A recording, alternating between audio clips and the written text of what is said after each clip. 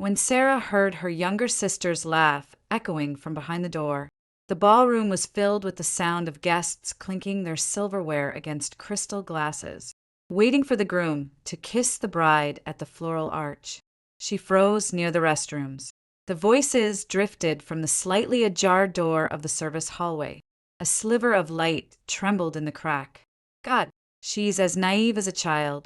3 years, and she never figured out I was your mistress. Chloe laughed softly, but there was so much triumph in that chuckle that Sarah felt as though she were hearing a stranger, not her sister. No scream escaped her lips. Her designer clutch didn't slip from her grasp. Only her fingers moved. Instinctively, finding her phone, the screen lit up. Reflecting against the sleek marble tiles, Sarah pressed record. Behind the wall, Carter replied, "Keep it down. People walked through here." His voice was unrecognizable.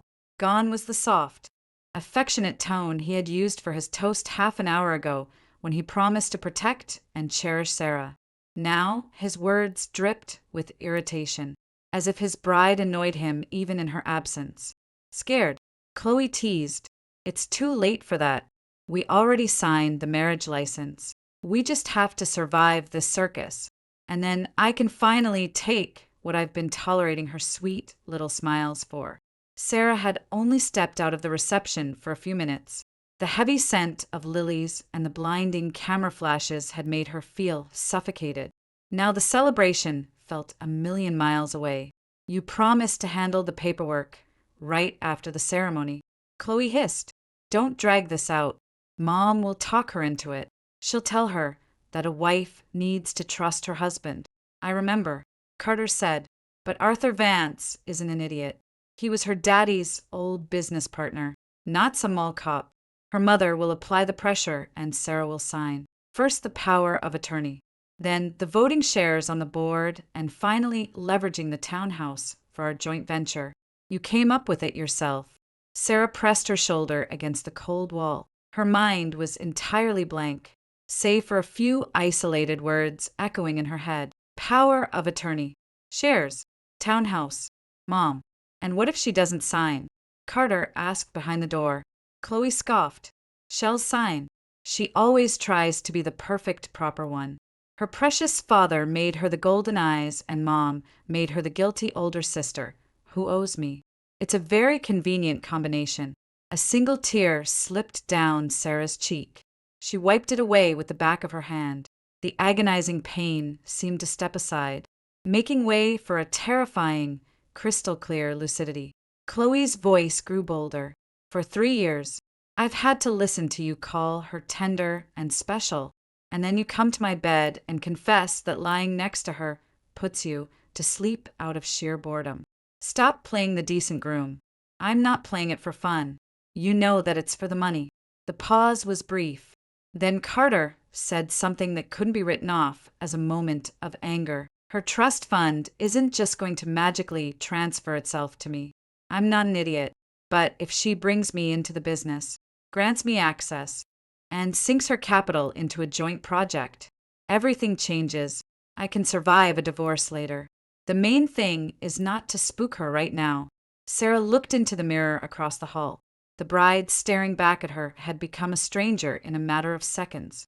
With every sentence spoken behind that door, her gaze grew calmer. From the ballroom, the DJ's voice boomed over the speakers. "Ladies and gentlemen, in just a few moments, we invite you to direct your attention to the screens for a beautiful video chronicling Sarah and Carter's love story." The guests erupted in applause. Chloe laughed again. "How sweet. A love story. I hope there's no footage of you sneaking out of my apartment." "Knock it off," Carter snapped. "Pull yourself together. Go run to your sister. Tell her whatever she wants to hear. We can't afford a scene right now. I just want to finish this charade." Sarah let out an almost soundless exhale. The recording was still running, capturing the collapse of the illusion she had carefully guarded for 3 years. "Mom will take my side anyway," Chloe said, her tone softening. "She always chooses me. She pies me because my dad was a deadbeat who drank himself to death while I had to grow up in the shadow of your rich princess." Don't call Sarah a princess in front of people. In public, I call her my sweet girl. Then keep doing it. And after the divorce, you're marrying me. You promised. First, we need to get what we started all this for. You're my favorite bastard. Carter, did you think we were in this for the romance? No, it's about fairness. She's always had everything. I only had mom's complaints, and my drunk dad passed out on the couch. Now it's my turn. Sarah was no longer crying. If she threw the door open now, they would start lying, and her mother would recite her usual mantra, be the bigger person. Sarah, no. She wouldn't let them hide. When the voices faded, Sarah saved the audio file. She touched up her lipstick with a tissue and smiled. The smile wasn't bridal, but it was honest. A minute later, Chloe emerged from the service corridor. Seeing Sarah, she froze for a fraction of a second, but instantly stretched her lips into a tender, sisterly smile. Sarah, there you are. Everyone's looking for you. Were you crying from happiness? Chloe tilted her head, trying to gauge her sister's expression, but Sarah had already walked past her. Carter appeared seconds later. His eyes immediately darted to the phone in Sarah's hand. Darling, where did you disappear to? Is everything okay? Sarah looked at him. Her gaze was so unsettlingly calm that he was the first to look away.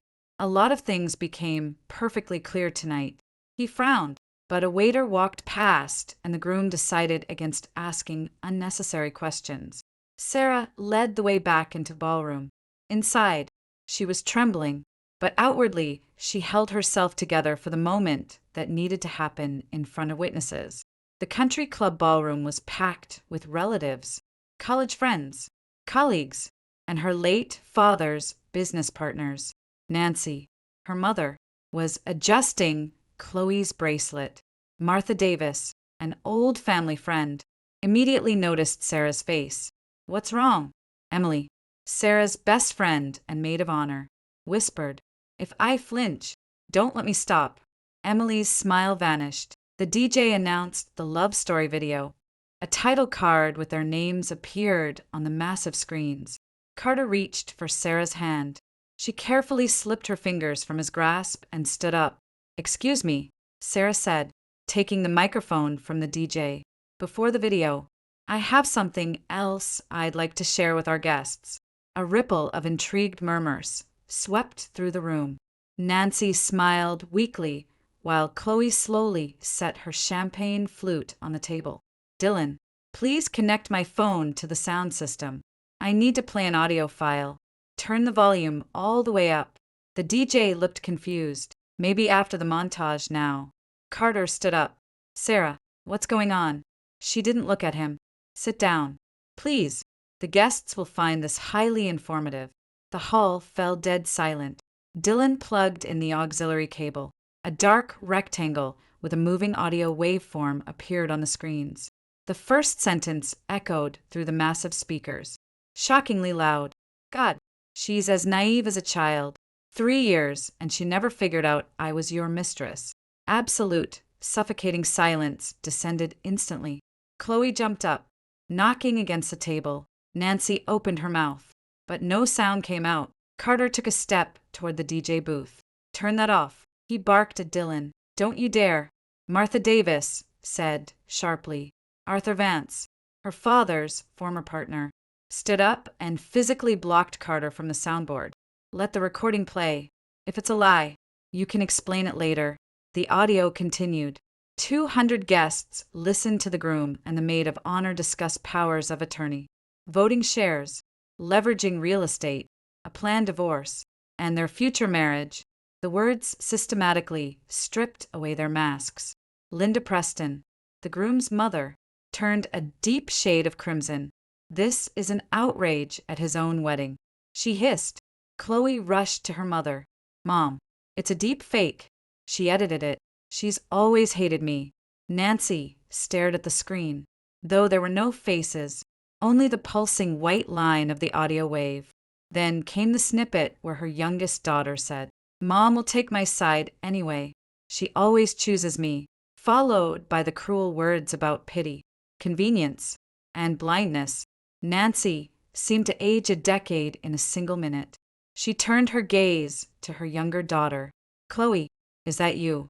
Mom, don't listen to it. She did this on purpose. It's your voice. Chloe fell silent. Carter tried to seize control of the narrative. Sarah, you are making a massive mistake right now. We can talk about this in private. Everyone's exhausted. People have been drinking. Who knows what was said on the recording? His own voice cut him off. Her trust fund isn't just going to magically transfer itself to me. I'm not an idiot. Someone in the crowd gasped. Emily covered her mouth with her hand, then quickly lowered it, stepping closer to her best friend. The bride held the microphone with both hands. The truth had to run its course. The recording ended with Chloe's declaration. Now it's my turn. The audio wave flatlined for several seconds. No one breathed. Even the DJ was nervously crumpling his cue cards. Linda Preston was the first to snap out of the shock. This is a private family matter. You had no right to humiliate people in front of high society. Martha scoffed bitterly. The humiliation didn't start on that screen. Robert Preston, Carter's father, stood up, his face dark with fury. Sarah, do you realize you are destroying my son's life? Your son came for mine. I merely turned up the volume. Nancy sat frozen in her chair. Chloe was sobbing loudly, but her tears were fueled by rage, not remorse. Carter stepped dangerously close to Sarah. Give me the phone. Emily immediately stepped between them. Back off.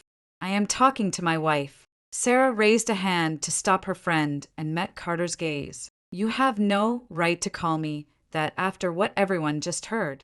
I do. We signed the license. He said it quietly, meant only for her. Those words carried a warning. There was no love, no shame, no plea for forgiveness. His calculation was desperately clinging to its final thread. The legal seal, the documents, the status of a husband. Sarah realized that the evening wasn't ending with an exposure. It was the beginning of a war. She turned to the guests. I want to thank everyone who came today to share what was supposed to be the most important day of my life. Instead of a celebration, you witnessed the truth. It hurts, but I am profoundly grateful that I heard it before I signed a single document related to my home, my father's company, or my future. Nancy flinched at the mention of the documents. Chloe wiped her face with a napkin and hissed. You always wanted to drag me through the mud, didn't you? Sarah didn't even acknowledge her. She took off her diamond ring and set it on the edge of the table next to an untouched glass of champagne. Carter, my attorney will contact you tomorrow. I will be filing for an annulment, not a divorce where you can play the victimized husband and ask for alimony. An annulment, because you entered into this contract through egregious fraud. Whispers erupted across the ballroom. The word court hadn't been spoken, but everyone knew exactly where this night was heading. Carter smirked, the last traces of the charming groom vanishing entirely. You think it's that simple? I'm not agreeing to anything. We are legally married. Let's see how you prove your little hysterical theories in a court of law. Emily gripped Sarah's arm tightly. Martha Davis moved toward them, ready to act as a human shield. Arthur Vance was already quietly instructing the club manager to secure the security camera footage. Nancy stood up. Her face was ashen, her lips trembling. Sarah, the older daughter, looked at her mother. In that single look lay years of history, yielding to Chloe's tantrums, stepping aside to accommodate someone else's pity, placing guilt above fairness. Not now, Mom. Nancy stopped as if those words had physically slammed a door in her face. Sarah handed the microphone back to the DJ. The tech guy leaned in and whispered, If you need it, I'll testify that you only gave me the file tonight. Thank you, she said. Carter caught up to her near the grand mahogany exit doors. You'll regret this. Sarah turned around. Behind him stood Chloe, stripped of her triumphant smirk. The groom's mother was frantically telling anyone who would listen that the recording was an AI deepfake. His father was aggressively dialing his phone amid scattered napkins and uneaten Filtminen. Are you out of your mind? Sarah replied softly. Tonight is the first time in years I don't pity myself. Thanks for opening my eyes. She walked out of the country club with Emily. The chilly Boston night air hit her, smelling of rain on hot asphalt. Her heavy Vera Wang gown made it hard to walk, her veil catching on the door of the waiting black SUV. But Sarah didn't ask for help until Emily gently gathered the tool. Before getting in, she looked back at the glowing windows of the ballroom. Inside remained the 5-tier cake, the gifts, the floral arch, the ring, and the people who just an hour ago had called her a happy bride. Her phone buzzed. A text from Carter lit up the screen. Delete the recording or you'll regret it. I am your husband, Sarah. A judge will hear that. 2. She read the text, took a screenshot, and forwarded it to Emily. Then she opened the saved audio file, synced it to the cloud, and put her phone in her purse. The SUV pulled away. Looking out the window, Sarah knew exactly what was coming. Tomorrow, Carter would deny everything. Chloe would lie. Her mother would search for words to fix the unfixable. But now, Sarah had the voice of truth and a resolve she would not abandon. The morning after the wedding began with the buzzing of a phone on a strange nightstand. Sarah opened her eyes in Emily's guest room, momentarily disoriented by the bookshelf above her instead of the vate ceiling of the penthouse where Carter had promised to carry her over the threshold. Then the memory crashed down on her. The service corridor, Chloe's laugh, the recording, the massive screens, the ring beside the champagne glass. The phone vibrated again. Carter's name flashed on the screen, followed by a missed call from her mother, then one from Chloe. Sarah muted the device. Emily walked in holding 2 mugs of black coffee. Don't answer right now. They aren't calling to apologize. They're calling to break you. I know. Sarah's voice was raspy. She had spent the night sitting on Emily's kitchen floor in her wedding dress, while Emily sat with her in silence, guarding her friend's fragile composure. Is the file secure? Sarah asked. Locked down. I have copy. It's in your email, on your cloud, and on a flash drive. I also saved the screenshot of Carter's threat. Sarah picked up her phone. Carter's first texts were brief. Answer me. You ruined everything. Then the tone shifted. Sarah, I love you. Let's talk. Then came the threats. I am your legal husband. I will sue for defamation. The last one came at 3:00 a.m. Delete everything before it's too late. I won't let you erase our marriage this easily. She took another screenshot. Her fingers were steady. He doesn't want to let go. Emily observed quietly. He doesn't want me. He wants the status. During the sleepless hours, a terrifying realization had crystallized. Carter wasn't going to repent. He was going to cling to the marriage certificate, to the word husband, to the legal right to stand next to her and speak for her assets. If she just filed for a standard divorce, he would petition the court for a mandatory reconciliation period, play the role of the heartbroken man, and use the time to pressure her through her mother, their social circle, and her business partners. Emily had already contacted Jessica Hayes, a sharp, ruthless corporate and family attorney whom Sarah's late father had always trusted. Jessica listened to the brief summary over the phone, scheduled an emergency meeting for 10:00 a.m., and gave immediate instructions. Bring the original recording, copies of the texts, the marriage license, your ID, and all documents pertaining to your trust in real estate. Jessica had ordered. Do not send anything to anyone yet. Do not engage in arguments. Anything you text back will be used to paint you as the aggressive party. Carter texted that the recording is illegal in this state. Sarah had mentioned, let him type whatever he wants. We'll handle it in the office. The golden rule. Delete nothing and agree to 0 in-person meetings without a witness. Half an hour later, the doorbell rang. It was Nancy. Emily opened the door and instantly tensed. Sarah's mother stood in the hallway in a dark trench coat, wearing no makeup, clutching a tote bag of Sarah's casual clothes. I need to speak to Sarah, Nancy said. It's her choice. Sarah stepped into the foyer. Come in, Mom. Nancy crossed the threshold. Her eyes lingered on the discarded wedding dress draped over an armchair. Sweetie, Chloe said some terrible things. Carter is to blame, too. But the fact is, you signed the papers. You're married. You can take a pause, talk it out calmly, away from the public eye. Away from the public eye was where they had been lying to her for 3 years. Nancy grimaced. Kluvash in despair. You know how her life has been. Her father broke her spirit, abandoned us, and drank himself to death. She always felt inadequate next to you, and that's why she ended up sleeping with your fiancé. Nancy lowered her head. I'm not making excuses. You are making excuses. You're just using different words. Nancy gripped the straps of her tote bag. Carter came by the house last night. He said he loves you. He said Chloe twisted everything. That yes, they had an affair, but he was going to end it after the wedding.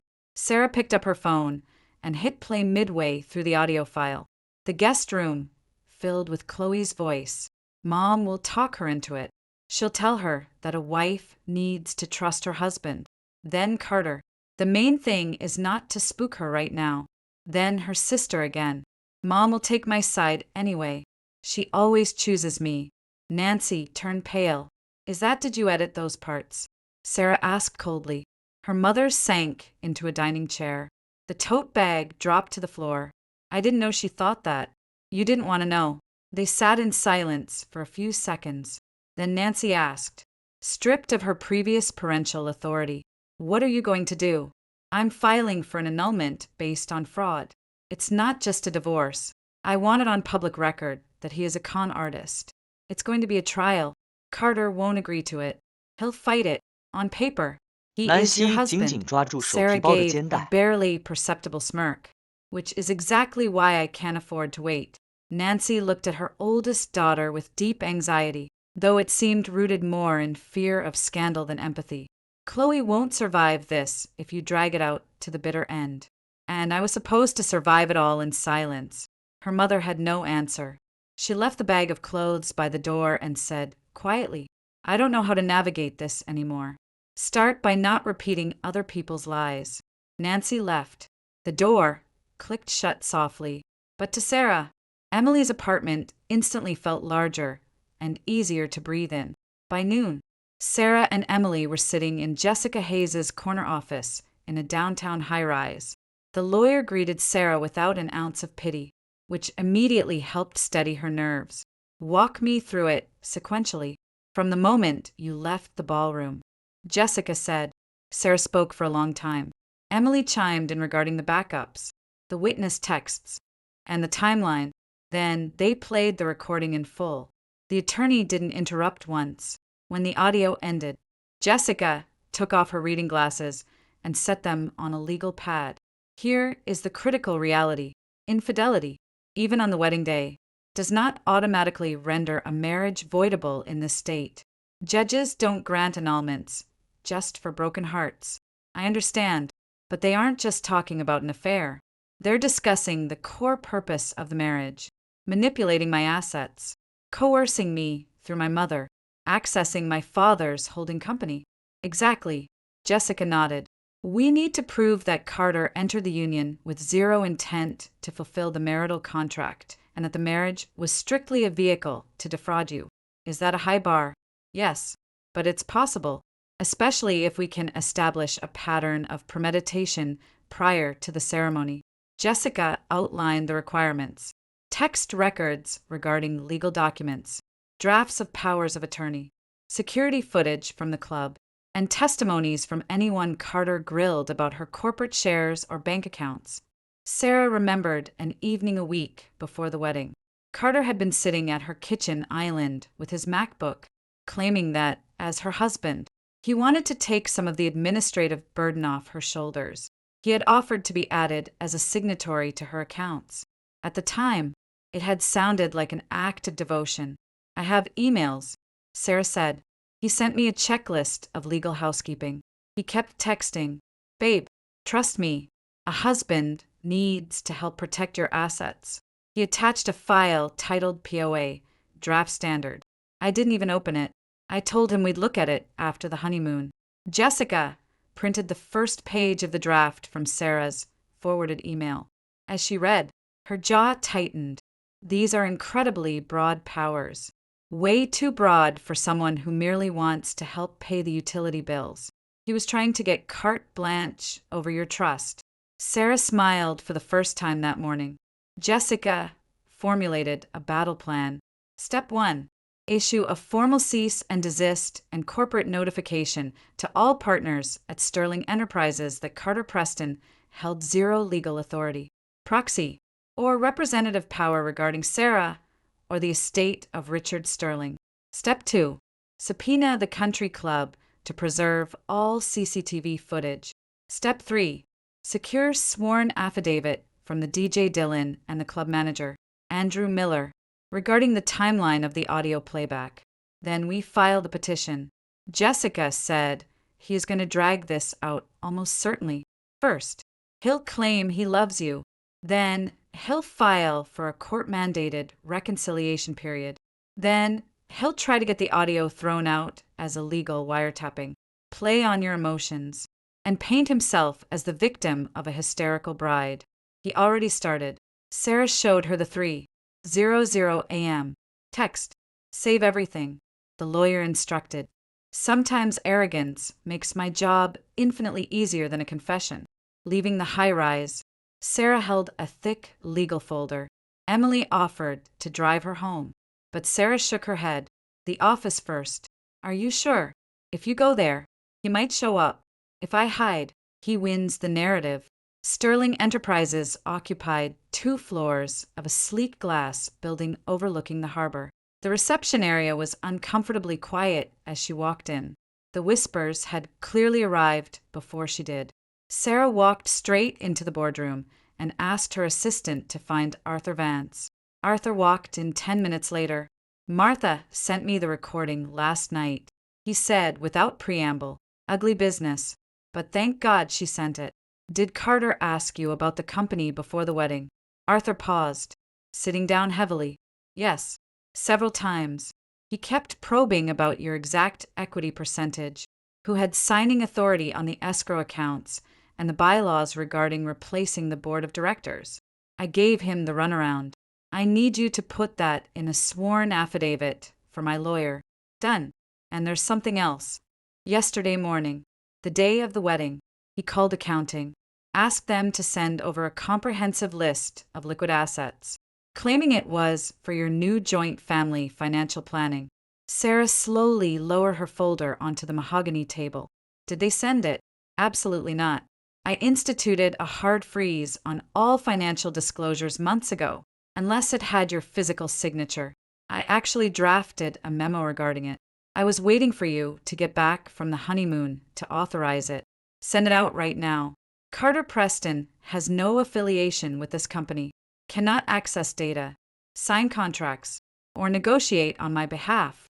By mid-afternoon, the counteroffensive was in full swing. Jessica Hayes's office served the country club. Andrew Miller replied promptly. The security footage was locked in the safe, and he would testify to seeing Carter and Chloe creeping out of the service corridor. Dillon, the DJ, texted Emily, saying Carter's mother had already called him, demanding he sign a statement saying Sarah had the audio file prepared weeks in advance. He had hung up on her. Around 5:00 p.m., Carter showed up in the lobby of Sterling Enterprises. Security called up to the executive suite, stating that Mr. Preston was demanding to see his wife. Sarah ordered security not to let him pass the turnstiles. A minute later, her cell phone rang. She hit the record button on her screen, read hoarding app, and answered. Speaking. Come down here. We need to talk. Communicate through my attorney. Stop making a scene. You are my wife. You keep repeating that because it's the only leverage you have left. You can run to all the high-priced corporate lawyers you want. Sarah, but a marriage isn't dissolved in 24 hours. He let out a dark, short laugh. So, gear up for months of this. I am not letting you annul anything. I'm not letting you paint me as a gold-digging criminal. I'll petition for marital counseling. I'll demand forensic audits of the audio. I'll subpoena your friends. By the time I'm done, you'll be begging me for a quiet, amicable divorce settlement. Sarah looked through the glass walls of the boardroom. Outside stood Emily and Arthur Vance. Neither of them spoke, but their mere presence was enough to keep her from falling back into the abyss of panic. If you didn't love me, Carter, why fight so hard to stay married? Who said I didn't love you? That recording. You took a stressful argument out of context. I'll tell a judge a very different story. Are you sure about that? I'm sure that you are exhausted, and you'll be even more exhausted when your mother begs you to stop dragging her name through the mud and when your board members get spooked by the PR nightmare. If you want World War II, you've got it. And remember, as long as I am legally your husband, I have a right to ask questions about our marital assets. Sarah ended the call and instantly forwarded the screen recording to Jessica. Arthur walked into the room. That sounded like a threat. It was a confession of his legal strategy. He explicitly mentioned dragging it out for months. Emily wrapped her arms around Sarah's shoulders. Sarah didn't cry. The conversation hadn't broken her. It had galvanized her. Carter had just confirmed he wasn't going away quietly, which meant there would be no mercy. Late that night, back at Emily's apartment, the dining table was covered in printouts. A flash drive, her passport, the marriage certificate, and Jessica's legal strategy folder. It looked less like the aftermath of a wedding and more like a war room. Her mother hadn't called back. Chloe had sent exactly one text. You destroyed our family. Sarah stared at the words for a long time, then took a screenshot and added it to the pile. Right before bed, an email arrived from Jessica Hayes. The subject line read, Draft petition, annulment. Sarah read the opening lines. There was no mention of the heartbreak, the ruined dress, her mother's betrayal, or the humiliation. It was clinical. Dates, facts, statutory codes, evidence of fraud. Yet, ironically, it was the cold, dry language of the law that finally gave her a solid foundation to stand on. At the bottom of the email, Jessica had added a brief note. Carter's attorney contacted my office, stated his client refuses to dissolve the marriage, and formally requested a private sit-down without counsel. I declined. We filed tomorrow morning. Sarah closed her laptop.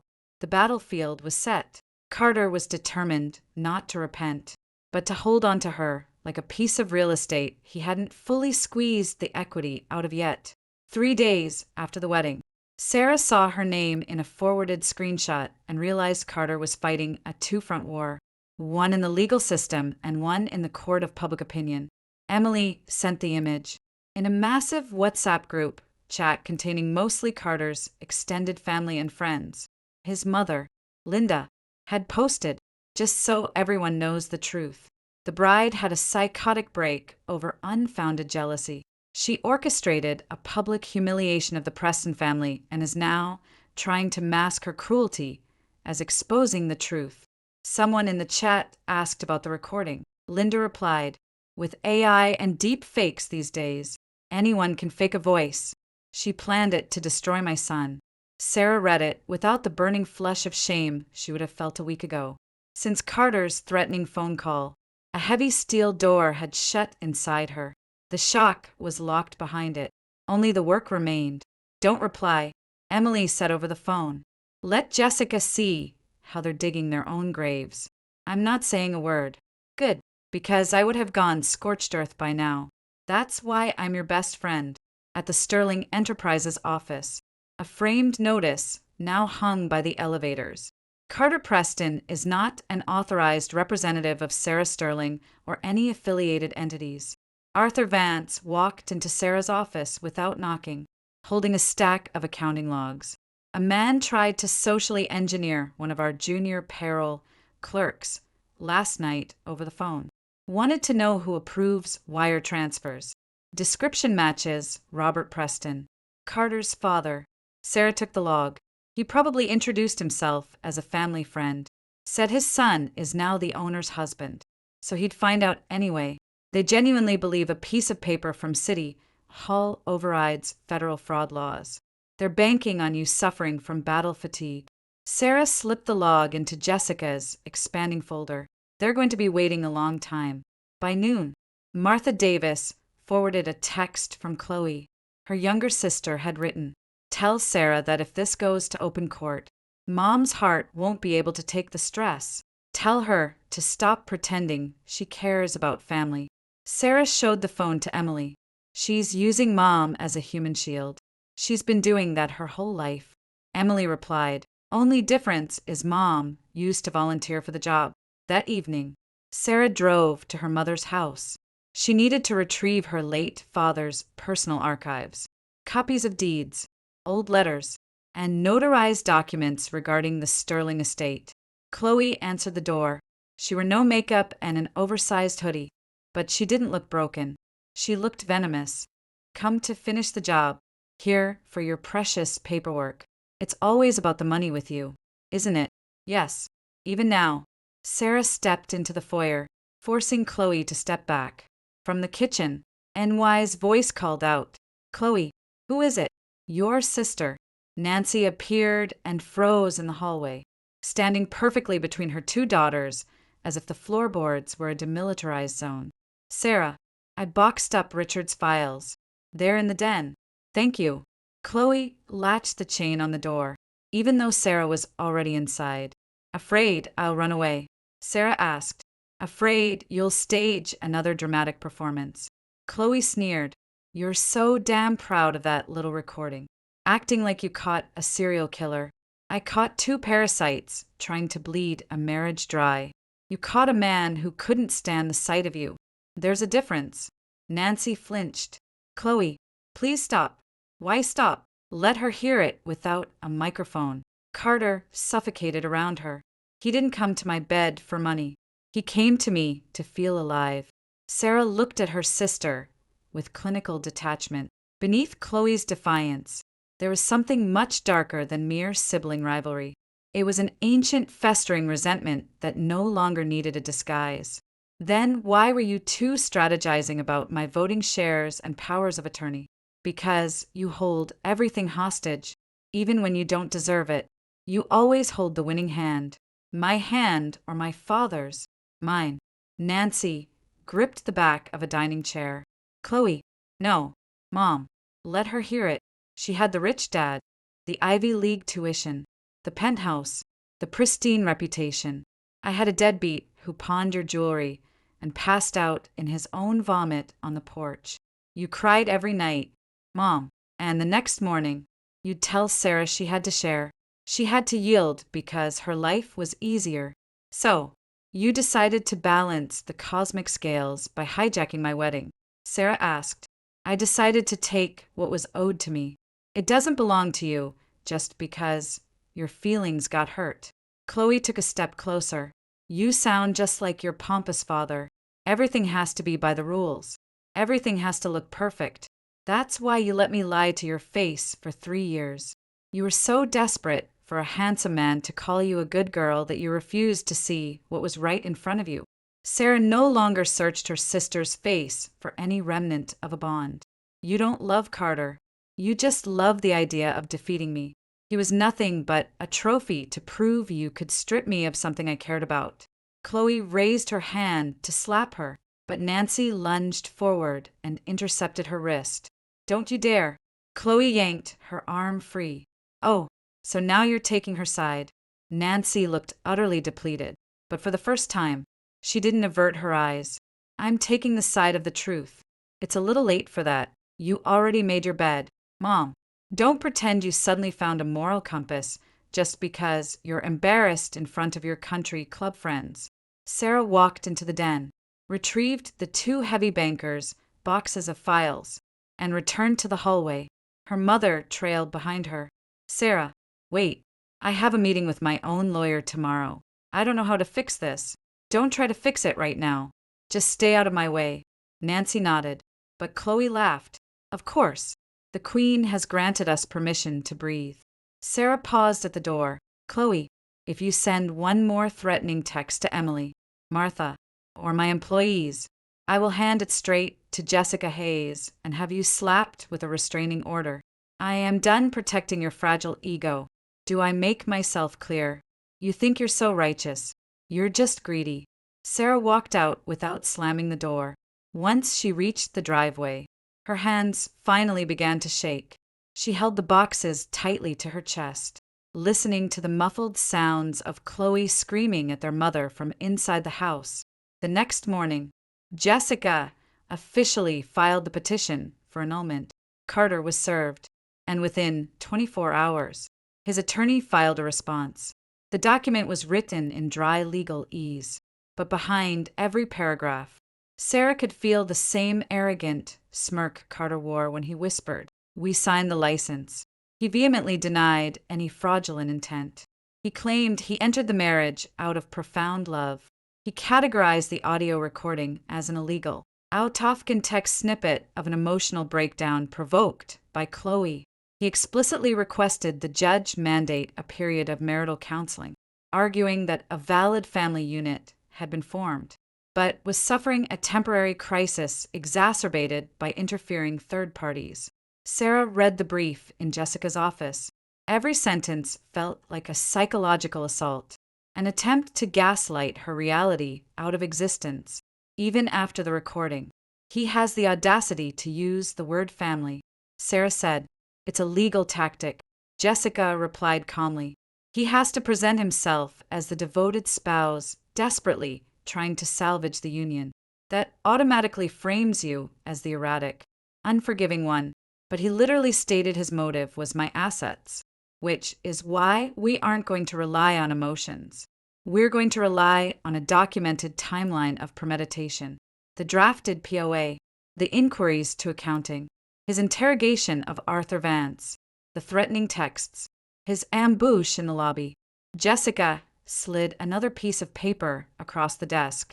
"And then there's this." Sarah read it. Carter had filed a motion of discovery demanding a comprehensive audit of all properties, stocks, and assets acquired by Sarah prior to and following the wedding date, citing that, as her legal spouse, he had a vested interest in the fiscal health of the marital estate. "He's still digging for the gold," Sarah whispered. "Exactly. And the judge will see that even in the middle of fighting for his broken heart, his primary concern is getting a look at your portfolio." As they walked out of Jessica's suite toward the elevators, Sarah practically ran into Carter. He had arrived unannounced, wearing a tailored navy suit and holding a massive bouquet of white roses. The receptionist was trying to block him, explaining that meetings were strictly by appointment, but he had already spotted Sarah. "Sarah, wait." Jessica immediately stepped in front of her client. "Mr. Preston, all communications go through my firm." Carter held up the roses, clearly playing to the invisible cameras in his mind, ensuring the receptionist and passing paralegal saw him. "I came to see my wife." "That's not a crime. I will not speak to you without my attorney present," Sarah said flatly. "Right. We communicate through billing hours now. Why did you come here?" "To apologize. To tell you I'm ready to move past what you did." "What I did?" "You humiliated me in front of Boston's elite. Chloe manipulated me. I panicked. I said stupid things. But I'm willing to forgive you." "And the power of attorney?" Sarah asked, her voice lethal. He gripped the bouquet tighter. "I was trying to be supportive. Same with the bank accounts. You don't understand corporate management as well as you think you do." That single sentence was a better confession than the audio file. Jessica pulled out her legal pad and jotted down the time. "Mr. Preston, this interaction is over. If you continue to harass my client, I will seek an immediate injunction." He leaned closer to Sarah, ignoring the lawyer. "The judge is going to see a hysterical bride who bolted at the first sign of conflict and a husband willing to endure public humiliation to save his marriage. I will be at every single hearing. I will file motion after motion. I will demand depositions. You're going to break before I do." "Thank you," Sarah said. He frowned. "For what?" "For proving me right." She walked past him. The extravagant bouquet of roses remained in his hands, looking utterly absurd. Following the lobby ambush, Jessica aggressively escalated their position. She filed an affidavit regarding Carter's intimidation tactics at her office. Dylan, the DJ, signed a sworn statement verifying he received the audio file directly from the bride mid-reception and witnessed her emotional state. Andrew Miller handed over the CCTV footage, which clearly showed Carter and Chloe exiting the restricted service area minutes before Sarah returned to the ballroom. Arthur Vance submitted a devastating affidavit detailing Carter's relentless probing into corporate governance, financial flow, and proxy voting rights.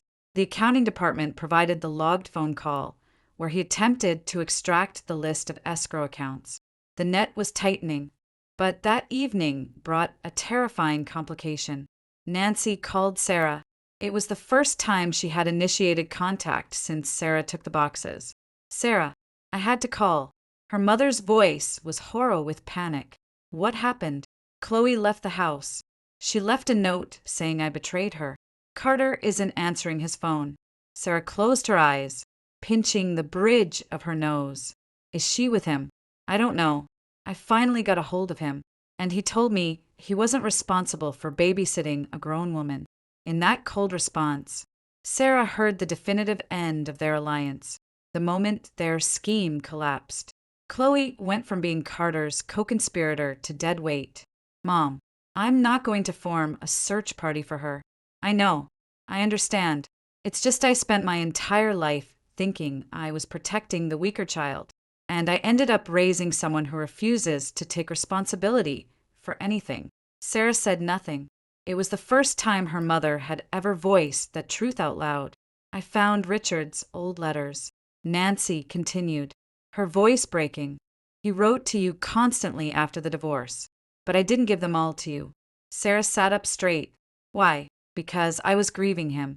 Because it felt like he was buying your loyalty.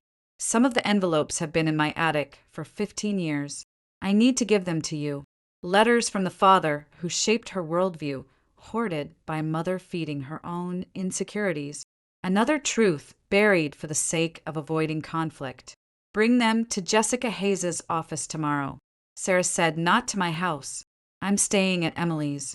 "You don't trust me." "No." Nancy didn't argue. "Okay, I'll bring them." 10 minutes later, Emily texted, "Did you see this?" Attached was a screenshot of Chloe's Instagram story. It read, "My sister stripped me of everything I had, and now she's trying to destroy a man who only tried to love her. The real truth is coming out soon." In the comments, Sarah saw a verified reply from Carter. He wasn't defending his mistress, nor was he denying the affair. He left a single, calculated sentence. "I kindly asked to be kept out of this family drama. I remained fully committed to saving my marriage with my wife."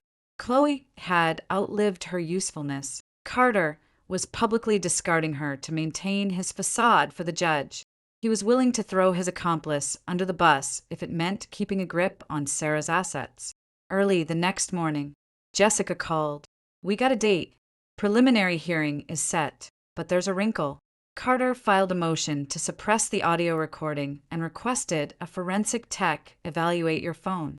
He also submitted a sworn declaration claiming that prior to the wedding, "You specifically asked him to take over the family finances." "I never said that," which means he's either fabricating emails or he bought a witness. Sarah walked over to Emily's dining table. On top of her legal pile sat the marriage certificate. The thick, embossed paper looked so fragile, yet Carter was wielding it like a weapon of mass destruction. Just then, an email notification popped up on Sarah's laptop. The sender was a heavily encrypted Proton mail address. The body of the email contained one sentence. "Look at what your husband was planning a month before the wedding." There was an Excel file attached. Sarah didn't open it. Following protocol, she forwarded it to Jessica, called Emily to come into the room, and only then looked back at the screen. The attachment was titled Post, Wedding Timeline XLSX. She didn't open the actual file until she was sitting in Jessica's office. The lawyer refused to let her click it on her personal device. First, Jessica ran it through a sandbox environment on an isolated computer, saved the metadata, and printed the routing headers. Emily sat beside Sarah, staring at the monitor as if a ghost was about to jump out of it. The spreadsheet was deceptively simple: columns for dates, bullet points, names, and status updates. But every single cell reeked of predatory calculation. Week 1. Secure general POA. Mom. Use the trust angle. Week 2. Chloe maintain radio silence until paper signed. Week 3. Arthur Vance. Plate him. Bypass him later if he blocks board access. Month 3. Townhouse equity loan. Get appraisal via dad's contacts. Year 1. Prep for amicable divorce. Alimony leverage. Sarah read it line by line. The visceral panic that had choked her on her wedding night was gone. It had been replaced by a dense, freezing anger. He itemized us like we were corporate acquisitions, she said. Jessica slid the printed spreadsheet into a plastic sleeve. This is explosive, but it's not strictly evidence yet. We need to verify the IP address, metadata author, and definitively tie it to Carter's devices. If we present a rogue spreadsheet from an anonymous email in court, opposing counsel will shred it as a fabrication. Chloe sent it, Emily said quietly.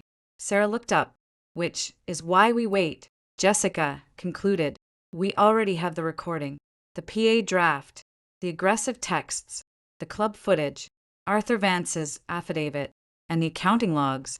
This spreadsheet is our nuclear option if we can authenticate it.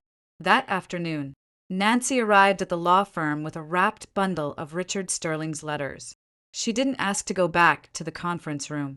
Standing awkwardly in the reception area, I kept these from you when you were a teenager, Nancy said when Sarah walked out to meet her. I thought he was trying to buy your affection from the grave. Sarah took the bundle, heavy with history, but didn't untie the twine. I didn't ask you here to litigate the past. Mom, I need to know where you stand today. Nancy nodded, her eyes rimmed with red. I'm willing to testify under oath about my conversation with Carter. He came to me and explicitly coached me on how to pressure you into signing over your financial rights. I thought it was just old-fashioned marital restructuring. I was wrong. You realize Chloe will see that as the ultimate betrayal. She already does. Nancy spoke without her usual defensive posture. Her face was etched with profound shame, but Sarah didn't yet know how to accept it as genuine repentance. The first hearing took place a week later at the family court downtown. Sarah arrived flanked by Jessica and Emily. Though Emily had to wait in the corridor, Carter was already standing by the tall windows. He wore a conservative charcoal suit holding a leather folio. His face was a masterpiece of solemn, wounded dignity. Beside him stood his attorney, a sharp-featured woman wearing a silk blouse and a gold chain. Linda and Robert Preston sat on the benches nearby. Chloe was nowhere to be seen. Carter took a step toward Sarah. It's not too late to stop this circus. Have your lawyer talk to mine. I only want to talk to my wife. You don't have a wife. He offered a patronizing tight smile. The Commonwealth of Massachusetts disagrees. Jessica stepped between them. Mr. Preston, direct your comments to me. Wonderful. He sneered. Let the judge see exactly who is obstructing a reconciliation. The bailiff called them into the courtroom. The judge, an older, non-nonsense woman, verified their appearances, outlined the petition for annulment based on fraud, and sternly warned both tables against turning her courtroom into a reality television reunion. Jessica immediately moved to admit the evidentiary exhibits, the audio file, the text messages, the POA draft, the club CCTV, and the sworn affidavit from Dylan, Andrew Miller, Arthur Vance, and the accounting department. Carter's attorney objected to almost everything. The audio was obtained without two-party consent, a gray area depending on the expectation of privacy in a service hallway. The texts were written under extreme emotional duress. The POA draft was standard marital estate planning. The video lacked audio context. Then Carter stood up. Your Honor, I am not giving up on my marriage. I love Sarah deeply. I respectfully request the court grant us a mandatory period of reconciliation. My wife is acting under the severe undue influence of her friends and corporate advisors. Sarah felt a surge of bile. He was speaking of love with the exact same cadence he had used to demand she delete the recording at 3:00 a.m. Jessica countered smoothly, Your Honor, the petitioner is not seeking a divorce, but an annulment based on fraudulent inducement. The respondent entered the marriage with explicit, documented intent to exploit the petitioner's financial assets, possessing no intent to fulfill the marital covenant. A reconciliation period is merely a stalling tactic to allow the respondent continued legal access to the petitioner's estate. The judge denied the immediate request for a reconciliation period, but, to Carter's visible smugness, ordered an independent forensic evaluation of the audio file to rule out tampering. Carter had secured his first delay. As they left the courtroom, he leaned in as Sarah passed the oak tables. I told you it's a marathon, not a sprint. As long as I'm your husband, you have to deal with me. She didn't flinch. Jessica aggressively noted the interaction. Over the next week, Carter's lawyer buried them in paper. They subpoenaed half the wedding guest list. They demanded a secondary review of the country club footage. They filed aggressive motions to unseal Sarah's premarital trust documents. Every single filing referred to Carter as a devoted spouse fighting to save his family. He's clinging to the vocabulary, Emily noted one night as they reviewed documents. Like calling it a family makes him an honest man. It's a war of attrition. Jessica explained over speakerphone. The longer he holds the legal title of husband, the more pressure he exerts on your mother, your board of directors, and the press. He wants you to settle. A month passed. The forensic expert's report came back. The audio file was authentic. No deep fakes, no spliced audio, zero signs of tampering. The voices were a 100% match. For Sarah, that piece of paper was the first nail in the coffin of his defense. During the second hearing, Carter pivoted his strategy. He abandoned the devoted husband act and leaned into the victim of circumstance. He claimed the hallway conversation was an explosive argument where Chloe had backed him into a corner, and he was just saying whatever it took to pacify her so he could return to his bride. Jessica cross-examined him with surgical precision. Mr. Preston, if this was merely pacifying a jealous ex, why did you demand my client delete the recording immediately following the wedding? It was embarrassing to my family. Why did you text her? I am your husband. The court will hear that, too, because it is a legal fact. Why did you attempt to requisition the company's escrow account balances the morning of your wedding? A husband has a fiduciary duty to understand the family's financial standing. By the end of his testimony, Carter was rigid and silent. The judge took meticulous notes. Dylan testified next. Despite his nervousness, he was resolute. The bride handed him the phone directly. He plugged it in. There was no time for Hollywood-level audio manipulation. Andrew Miller testified to the CCTV footage, placing Carter and Chloe together in the corridor at the exact time of the recording. Arthur Vance took the stand and systematically dismantled the caring husband narrative. He detailed Carter's aggressive inquiries into corporate bylaws. Carter's attorney tried to spin it. Isn't it normal for a new husband to want to ease his wife's administrative burdens? Men who want to help ask about workloads. Arthur replied dryly. Men who want to steal ask about voting shares. A hush fell over the gallery. After a recess, Nancy was called to the stand. Sarah dreaded this more than Carter's lies. Her mother had a lifelong habit of retreating into self-victimization or protecting Chloe at all costs. But Nancy stood at the podium, gripping the edges, and spoke clearly. A week before the wedding, Carter Preston came to my home. He told me Sarah was too paranoid to trust him with the estate and that it was my job as her mother to convince her to hand over power of attorney. I thought he was trying to build a modern marriage. I realize now I was being groomed as an accessory to extortion. Carter's lawyer went on the offensive. Mrs.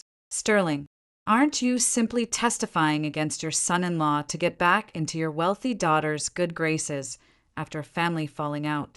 Nancy went pale, but her voice didn't waver. I spent my life making excuses for my youngest daughter. I am not making excuses today. I am done lying. Sarah looked down at her hands.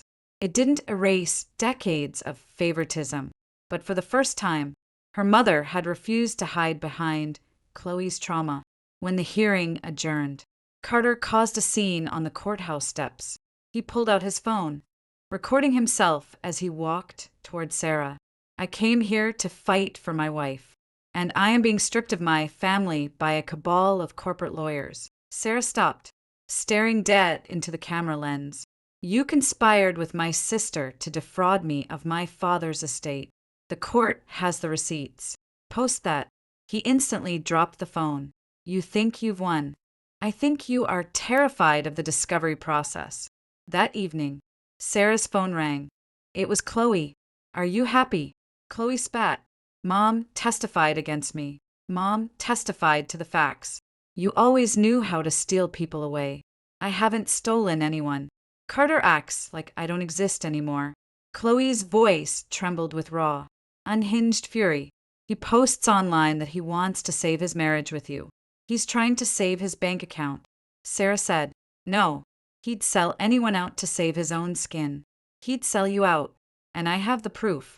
Sarah sat down on the edge of the bed. What proof? His texts, his voice notes, the game plan, the POA strategies, the condo appraisal, the timeline of how to drag the annulment out until you run out of energy and settle for a divorce payout. Chloe let out a bitter, jagged laugh. Tell Jessica Hayes to check her inbox. You're doing this to get back at him, not to help me. What does it matter if it destroys him? It matters in a court of law. I need the raw files. Chloe. Chloe went silent. I'll bring them tomorrow. Don't think this makes us sisters again. I don't. The line went dead. Sarah immediately called Jessica, who warned against meeting Chloe alone and instructed her to do the handoff at the law firm.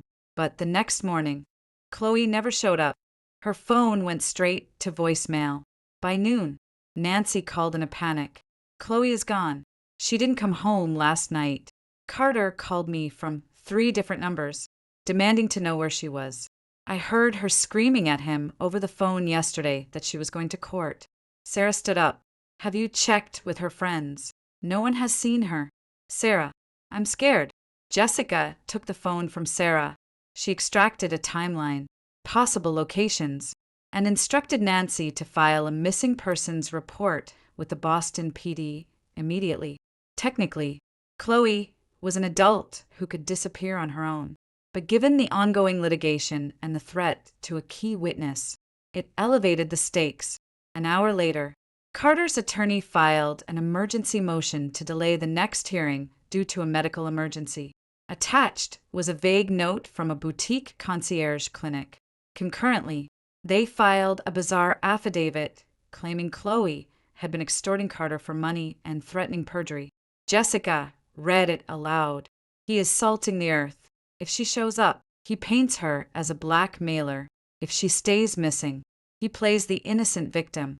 Sarah stared at the signature at the bottom of the affidavit. The same hand that had written to my beautiful bride on a card was now systematically trying to erase anyone who stood in his way. He won't stop, Sarah said, which is why we crush him.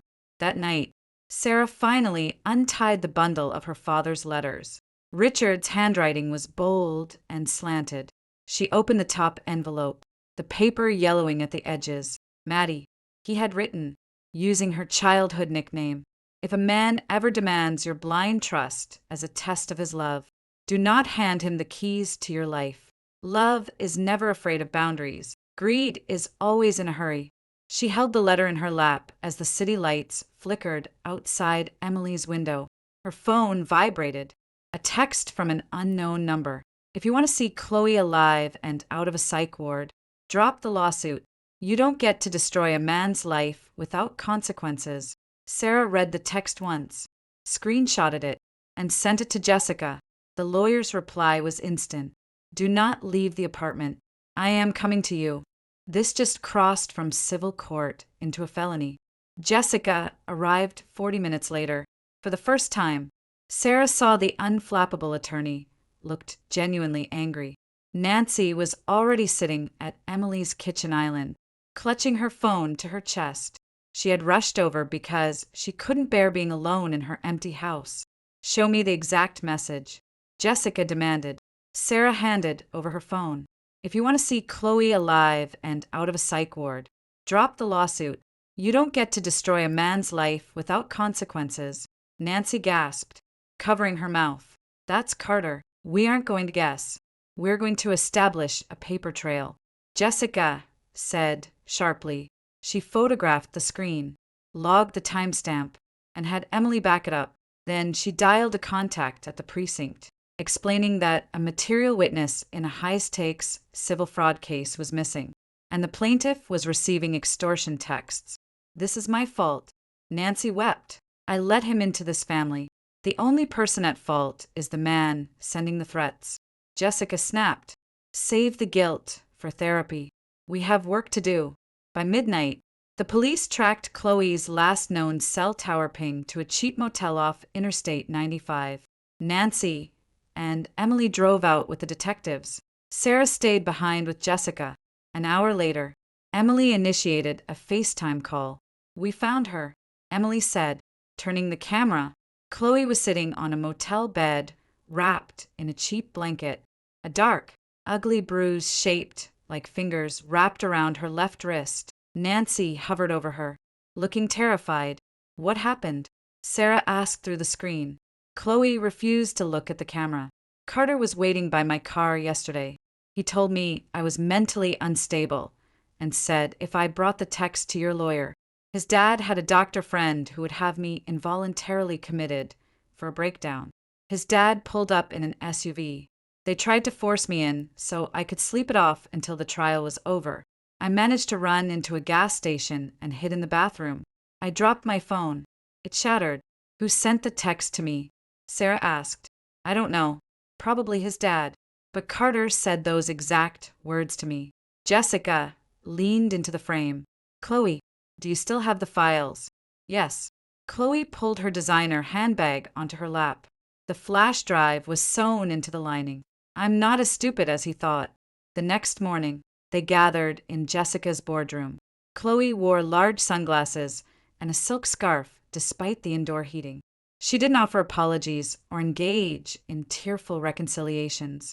She simply tossed the silver flash drive onto the mahogany table. 3 years of texts.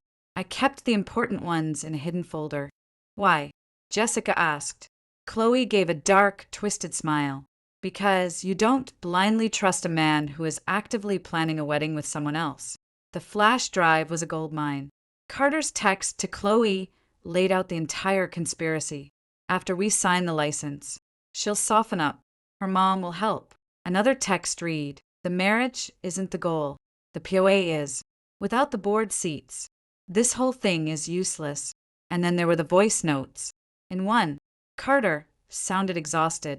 "Highway, road, noise humming in the background. If she files for annulment, we drag it out. We request counseling. We demand psych evals. We use the word family until the judge gets sick of it. The process takes months. We can break anyone in months." Chloe sat frozen as her own complicity played out in the audio. Nancy stared at the table. "Did you know about the scope of this?" Nancy asked her youngest daughter. "I knew some of it. The corporate stuff he engineered himself. And you went along with it." Chloe stood up aggressively. "Don't start with me. You spent my whole life telling me how easy Sarah had it. I just learned the lesson too well." "No," Nancy said firmly. "I pied you and that was my mistake. But the malice, you chose that all by yourself." The room fell silent. Chloe seemed to brace herself for her mother to back down to offer her usual blanket of protection. But Nancy didn't move. Jessica logged the flash drive into evidence, submitting it under a voluntary disclosure agreement.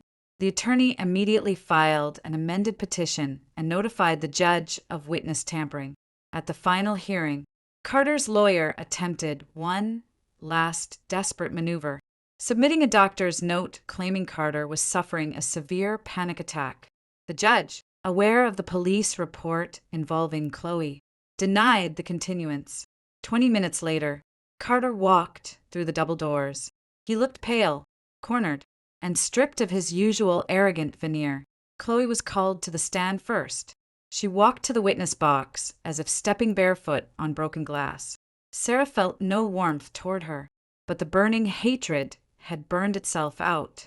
I maintained a sexual relationship with Carter Preston for 3 years. Chloe testified under oath. It continued up until the morning of the wedding. He never intended to end it after marrying Sarah. Carter jumped up. She's lying. She's retaliating. The judge slammed her. Gavel. Sit down. Mr. Preston. Chloe continued. We had a strategy. He explicitly stated Sarah was gullible and that our mother could be manipulated into pressuring her. The objective was the power of attorney, leveraging her townhouse, and a lucrative divorce settlement. When the audio leaked, his strategy shifted to playing the heartbroken husband just to legally stall the annulment. Carter's attorney tried to paint Chloe as a scorned, unstable mistress. Isn't it true you're just a vindictive ex trying to ruin his life? I am vindictive. I am angry, but I didn't deep fake his voice notes, and I didn't type his text messages. Jessica played the new audio files in open court. Carter's own voice echoed off the wood-paneled walls, discussing how to exploit Sarah's polite upbringing and utilizing his father to secure a backdoor real estate appraisal. Robert Preston turned purple. Linda stared at the floor. When Nancy took the stand, she didn't deflect. She recounted the manipulative conversation, the pressure campaign, and her own profound failure to see the truth. When Carter's lawyer asked why she suddenly turned on her favorite daughter, Nancy looked at the judge. Because I finally stopped confusing love with covering up a crime.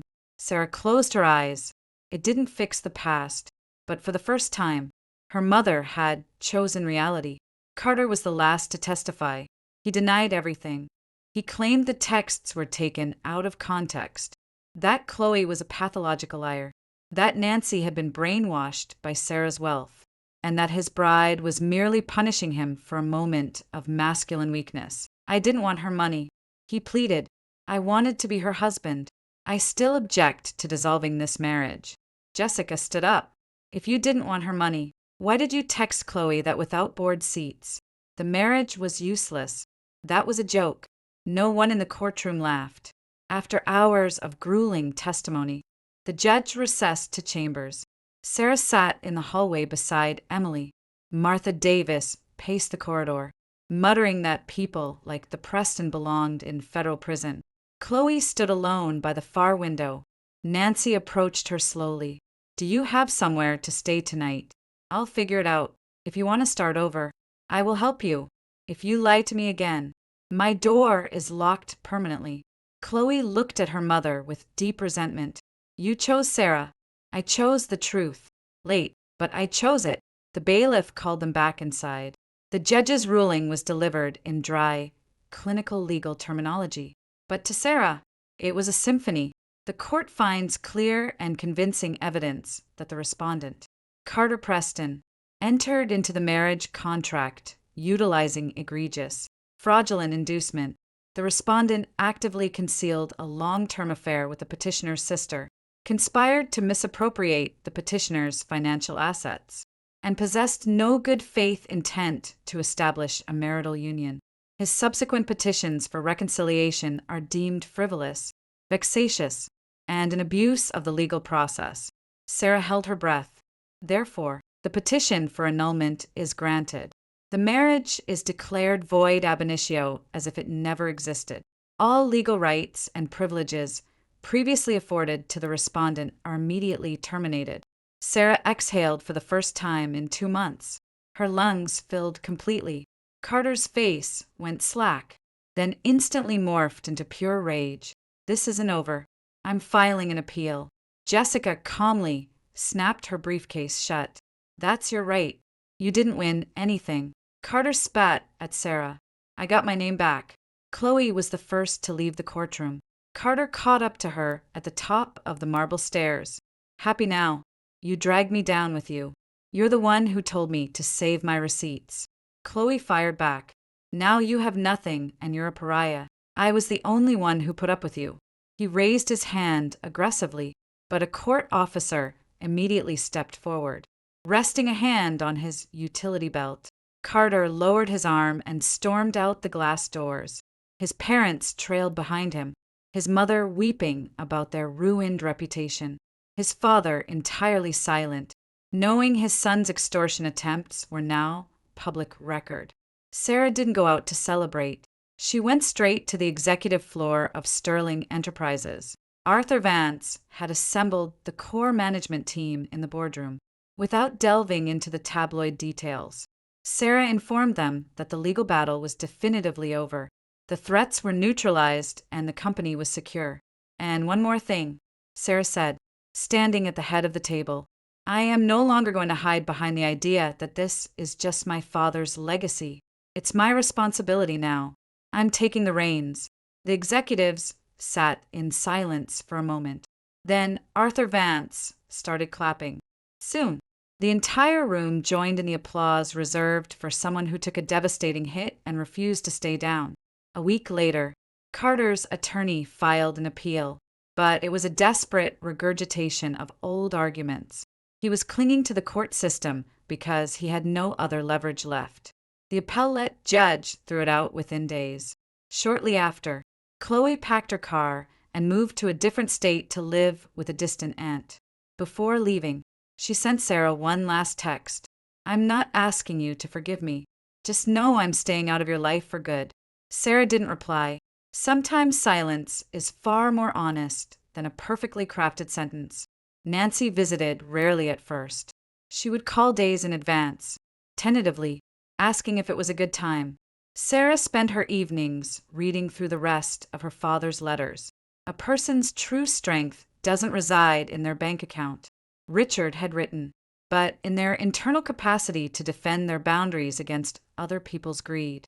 One afternoon, Nancy arrived with a small shoebox and a sticky note. This is the absolute last of it. There's nothing else. Sarah took the box of old photographs. Why did you really hide them? Her mother sat heavily on a bar stool. I was jealous of him. Jealous that he could provide you with a life I couldn't. Instead of being happy for you, I punished you by making him absent. And then I smothered Chloe with pity, as if your pain was somehow the price for her happiness. I know that doesn't fix anything. I know. I'm not asking for instant forgiveness. Sarah looked at her mother. The woman sitting across from her was no longer the matriarch demanding submission to keep the peace, but a flawed person who had finally confronted her own complicity. Come inside, Sarah said softly, but no making excuses for Chloe. Nancy began to cry quietly. Thank you. 3 months later, on the ground floor of a beautifully renovated historic brownstone in the South End, Sterling Enterprises opened its new flagship coffee roastery. Emily arrived before anyone else, loudly directing the delivery men on where to place the floral arrangements. Martha Davis was aggressively debating the pastry chef about the exact circumference of the lemon tarts. Arthur Vance stood in the corner, chatting with a local bean supplier. Nancy arrived last. She lingered by the glass entrance doors, hesitant to step fully into the bustling room. Sarah walked over to her. Do you want coffee? Her mother nodded, a fragile smile forming. I'd love some. They didn't hug. It was still too soon for that. But Nancy took a seat by the large bay window, and Sarah placed a ceramic mug and a slice of lemon pound cake in front of her. The gesture held no trace of the old, guilty daughter. It was just a cautious beginning. That evening, after the launch party ended and the guests dispersed, Sarah stepped out onto the sidewalk. The Boston streets were alive with noise, the neon signs reflecting off the rain, slicked pavement. The air smelled of roasted espresso and freedom. She felt a deep anchoring exhaustion, the kind that comes from honest work, untainted by fear. Her phone buzzed in her pocket. It was an unknown number, but the cadence of the text instantly gave him away. Do you really think a judge's order changes what we had? We could start over. I've realized so much. Sarah read the message without a single tremor in her pulse. She took a screenshot for Jessica, blocked the number, and permanently deleted the thread. Emily walked out of the cafe, locking the door behind her. Was that him again? Not anymore. Emily grinned. Come on. Martha is demanding we take the leftover cake to my place. Sarah laughed a bright, effortless sound entirely devoid of pain. She looked back at the glowing windows of the roastery. Inside was the legacy her father built, protected not by a legal seal, but by her own iron will. She had walked away from the traitors and reclaimed herself, and those who had come to steal her future were left standing outside a locked door that she was never ever going to open.